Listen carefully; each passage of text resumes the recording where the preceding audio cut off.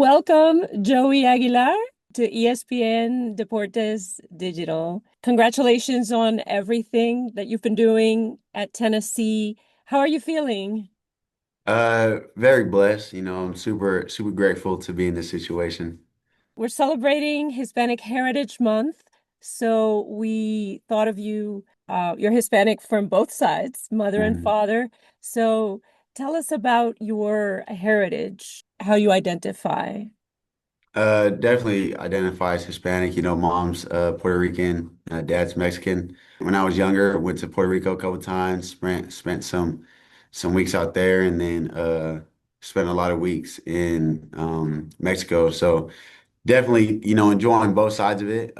Grandma, cooking food all the time, dad cooking food all the time, other grandma cooking food all the time. So it's great to get both sides. And your mom speaks Spanish. Yes, ma'am. Uh, did she speak to you growing up? Yeah, so when I was younger, I spoke Spanish because I would be in Mexico and I would be in Puerto Rico. My grandparents speak Spanish to me. P Parents never really spoke Spanish to us, so I was learning. And then when we were in California and just growing up in sports and things like that, kind of just lost speaking Spanish unless I saw like my grandma or something like that. But yes, I did when I was younger, and then I just like faded out to it. But I do need to get back into it. And what are some of the traditions that you still celebrate or cherish from both the Mexican and Puerto Rican sides? Pretty much everything. But just the family oriented that we have on both sides that no matter who I could call my family, they're gonna answer and just the connection that we have of just bonding, like with my siblings, cousins, aunties, aunts, nephews, and all that stuff just is a lot. I mean, especially since I've been away from my family, been kind of solo past couple years, those are definitely the things I miss. And you have quite a big family, right? You're five siblings. Yes, ma'am. I got two older sisters and two younger brothers. So what does that mean to you having grown up with such a big family? It means a lot, I mean, can count on each other. We grew up fighting with each other, but what sibling don't? But as we grew older, we checked up on each other a lot, made sure we were all good. My sisters, they live elsewhere, and then my brothers are in college as well, so we're all kind of scattered, but we always text each other in the group chat, send each other like funny memes, TikToks, and just call, check in on each other. Always call if somebody's going home to see if other people are around just to hang out. But love my brothers, love my sisters. And from your story, it seems that your parents have always supported you, and yet at the same time, it was your decision to take the steps you've taken. What has it meant to you in terms of them being there for you? It means a lot. They could have easily told me like, okay, like don't play, just start doing other stuff. But they always believed in me, always supported me, always told me to keep going, trust in God and just keep your faith and just keep pushing. Nothing comes easy. My dad always told me like whatever you want in life, like you got to work for it. Nothing is just handed to you. So they were both, just super supportive. Obviously, when I didn't want to keep going, they just kept pushing me and, kept me on the bright side of where I was at. And I'm super grateful for that just because, they sacrificed a lot, time, money, sleep, getting me to places where I needed to be to keep pursuing my dream. And your dad, I heard in an interview with Vamos Vols, that your dad was your coach hmm when you were younger. Did he play before? Did he play football? No, he didn't play football, but he's been a coach for like 40 years. So he owned a youth football program that I played for, had uncles as my coach, and he was just always there, always pushing me, always yelling at me, making me do the up downs and stuff like that. So it was fun times though. Your brothers, do both of them play or one of them plays? Yeah, they both played, but once they graduated high school, they went off just to pursue college as for education. Okay. And tell me about Tennessee. How has your game evolved under Coach Heupel? It evolved a lot, you know what I mean? Just to learn defenses, progressions in the offense, where to go, where not to go on certain blitzes, where to pick up blitzes, slide the line, protections. But I mean, it's been a short amount of time I've been here, but I can say I have learned a lot. It has been a short time, and you had to learn the system very quickly. I had a good amount of time. I didn't have all spring ball and stuff like that, but I had still three and a half months or so, which was more than enough time. I mean, when I was at UCLA, I was there for about 3.5, 4 months, learned the playbook. So it was still about the same amount of time. Just had to build the connection within the players and like the coaching staff a little faster. Getting on the field, trying to get timing right, timing down with the receivers, running backs, tight ends, and just build the trust in the team. Coming to a program with so much history, Peyton Manning, a lot of legacy there. Yeah. What has been your mentality? I mean, throughout the years, I just always had just a neutral mindset going into things, and just trust into God, trust wherever He's leading me is the right path I need to be in.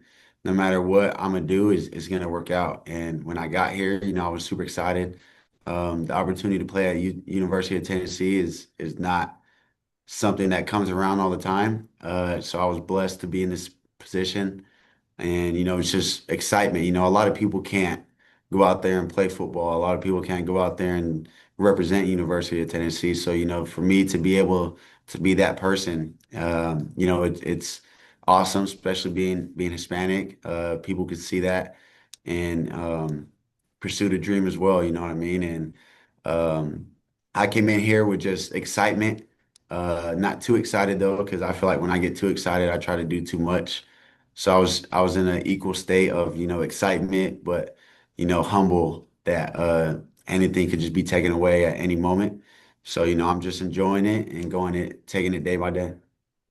What you did at Mississippi State, playing away from home, and it was a situation that could have gone either way. But I think Coach Hypo at the end in the press conference after the game, he did praise you for keeping your cool basically into the late stages and pulling it through. How did you feel that you were able to get the win? It felt good.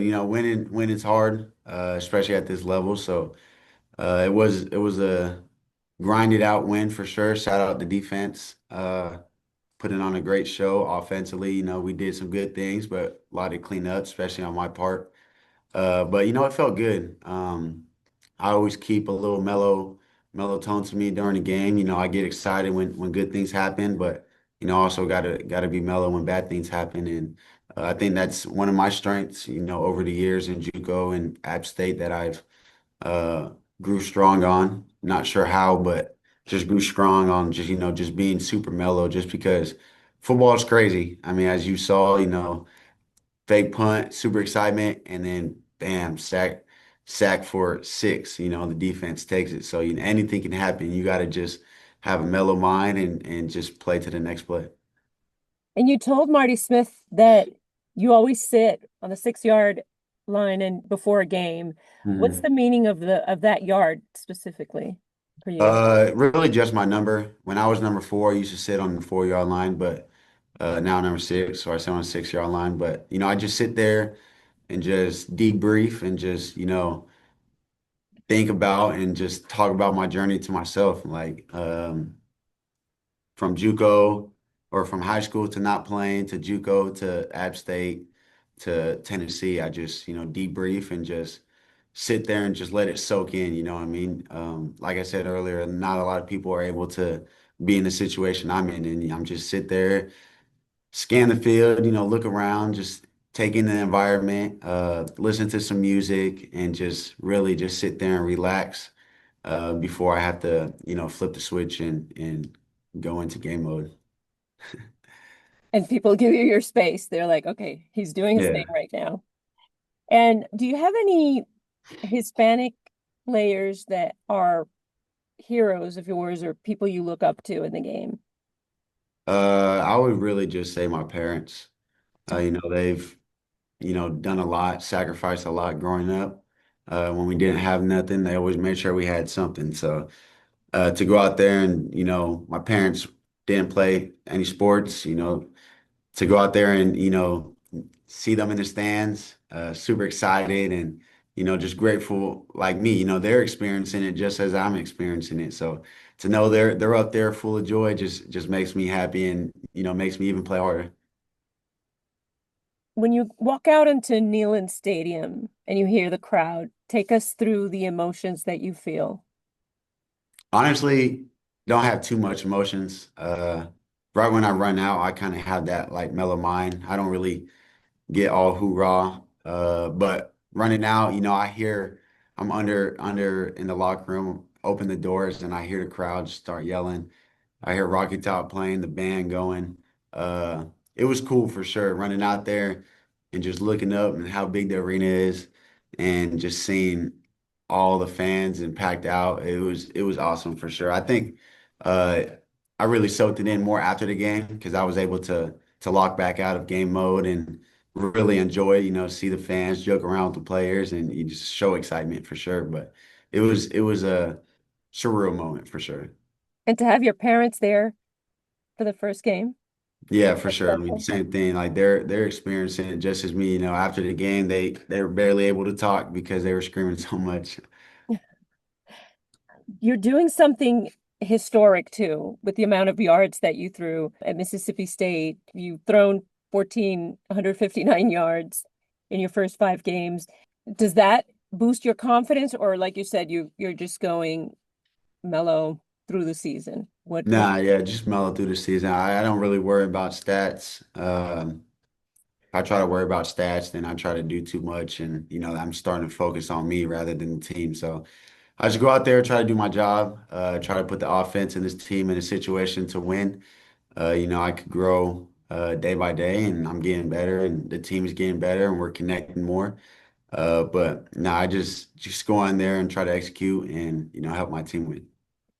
what would your advice be to someone who is playing football, a Latino who, like you, maybe is saying, I'm going to quit? What would you say to them? I would say, trust God, have faith, and just believe into yourself. A lot of self-talk for sure, telling yourself you can do it when other people are telling you can't, is a big key. Um, and the main person you really got to focus on is yourself and, trusting that I could do anything that you want.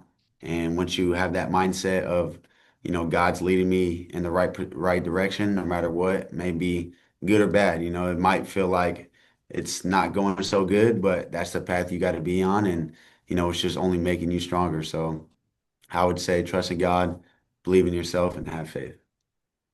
And also, what would it mean to follow in the footsteps of, you know, Tony Romo, Jim Plunkett, Tony Gonzalez, Anthony Munoz, other Hispanic quarterbacks in the NFL? It'll be awesome, you know what I mean? To go out there and represent as well. That's a goal to go out there. So it'll be amazing. Well, we wish you all the best. It's amazing to see you and to see you thrive. I'm glad you didn't quit. I think we're all glad you have continued. So, Thank um, you.